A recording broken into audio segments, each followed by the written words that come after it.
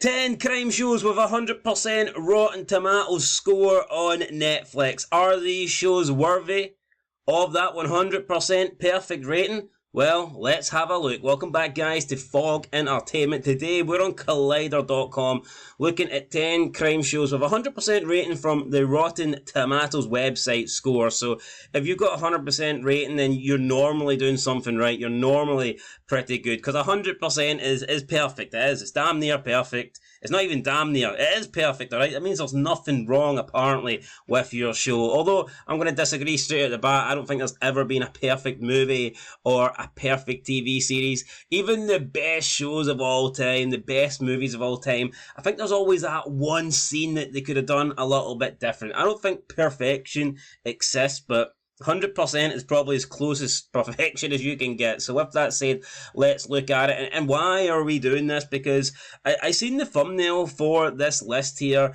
and I noticed the thumbnail is from a Korean crime show called My Name, and it honestly is one of the best TV series I've ever watched. So for that reason alone, you should probably go on Netflix right now and give it a chance. It's only 8 episodes, but of course, that means that pretty much no filler, just complete action-packed, great story as well, very emotional. Some of the fight scenes are fucking epic too, so yeah, I cannot complain with that show. I think that is as close to... It's hard to give like a one-season show a 10, but to me it's damn near worthy of a 10, so go check out My Name. But we're going to check the list here. So first we have Dear Child from 2023. It's got a Rotten Tomatoes score of 100%.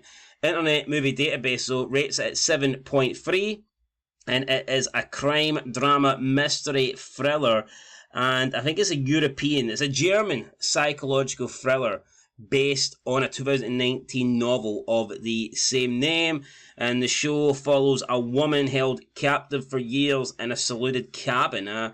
Could be interesting, but see, it's obviously after she manages to escape, which kind of is a bit more disappointing. I think the show would be better if it actually happened while she was held captive, but yeah, that's just me. I know there was that Yellow Jackets, and the events are basically after the crash and after they were stranded out in the middle of nowhere or whatnot, and that just always put me off watching the show, because like the time frame's happening from the events afterwards, and for me, I want to be in the moment. I'm not a big fan of that stuff, so it's like Titanic. Let's take Titanic for example.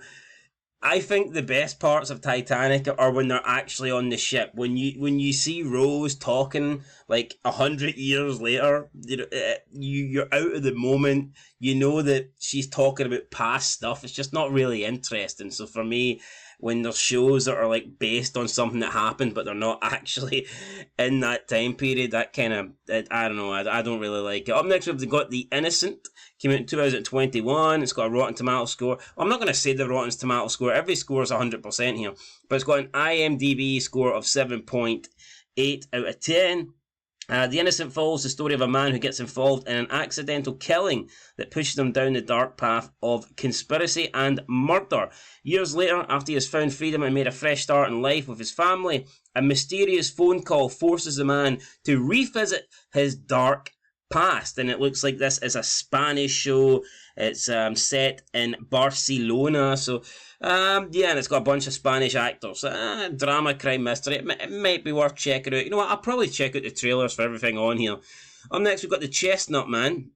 Bit of a weird name, but whatever. I'm not going to judge. 7.7 on Internet Movie Database, and it's just like the previous one there, the one earlier. It's based on a novel from 2019. The story begins in 1987 when an entire family is found dead on a remote farm. 30 years later, in present-day Copenhagen, several women are killed under similar circumstances, with a mysterious chestnut figurine found at the crime scene. Detective Naya Fullen reluctantly teams up with her new partner Mac Hees to investigate the brutal crimes that have rattled the city for decades. Actually sounds pretty interesting. You know what? I probably will actually check out all these shows. So far, I've not came across anything that I don't think is at least worthy of being checked out. Right, this is a show that you actually do need to go and watch though. So My Name's got a 7.8 out of 10 Internet Movie Database rating, and that is way too low, man. So it's a K-drama, it's action, it's crime, it features Hee-Sun Park, who has he's been in quite a few things. It's also featuring Han Si-ho, who seems to be turned into like a megastar over the past like ever since this series came out. Her career has just skyrocketed. She was in Gongsun Creature, that was a big deal on Netflix, and I believe she's got like over 40 million followers now on Instagram. So this series just led to her getting a huge following. It's an 8-episode South Korean action crime thriller. My Name follows a woman placed in a difficult position of infiltrating the police force on behalf of a gang while looking for the people who caused her father's death. Definitely worth checking out, and you can see it did win awards and things like that. The show's ending has faced criticism, especially in comparison to its stellar beginnings. However, My Name is thoroughly engaging, thrill ride, and even its conclusion could use some work. I mean, was the ending great? Probably not, but I think some shows just are difficult to end. I mean, there was never going to be a happy ending, and sometimes when you can't have a happy ending, the ending's always going to feel flat, you know. And well, I won't spoil nothing, but you know, sometimes you can't really win, you know, sometimes it is what it is, but definitely go check it out, guys. Worth watching for sure. House of the Ninjas 2024, this came out 7.1. I've actually seen this on Netflix. I haven't watched it. It's about a group of ninjas. I'm going to be honest though, I don't think this one really does interest me. I think it's like a Japanese series, I'm assuming. So it's an action drama thriller. It is revolving the Tawara family, the last surviving group of ninjas who now live as ordinary people in modern day Tokyo. So it is a Japanese. And here the Japanese have brought out some really good stuff. There's no doubt about that. Alice in Borderland, I think, is a great series. They're probably most well known for, I would imagine, Battle Royale. That was one of the big movies that I think was made famous over here.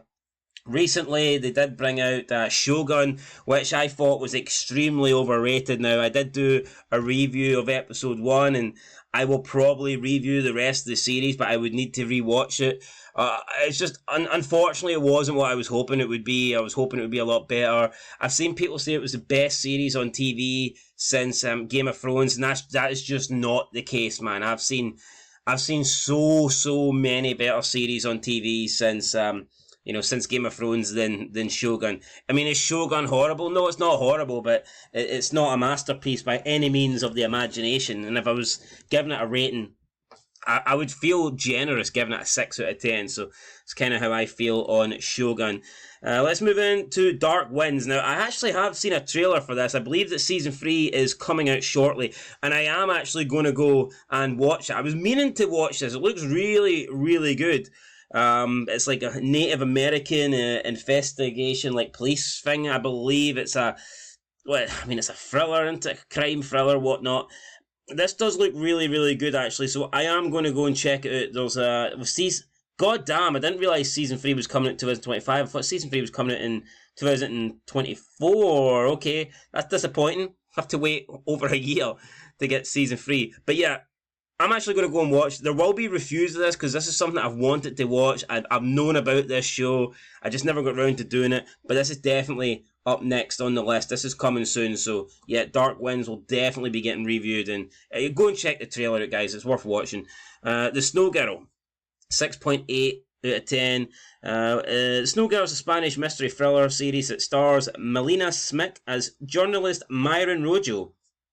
In the show's first season, we follow Myron's investigation into the case of a young girl who disappeared during a parade. Alright, apparently it's got pacing issues, and it's been renewed for a second season, so maybe it's worth watching. A 6.8 out of 10, it's pretty low, to be honest. I'd say a 6.8 out of 10 is on the lower scale. But who knows, maybe it's worth checking out. A Killer Paradox is another show that I've seen on Netflix.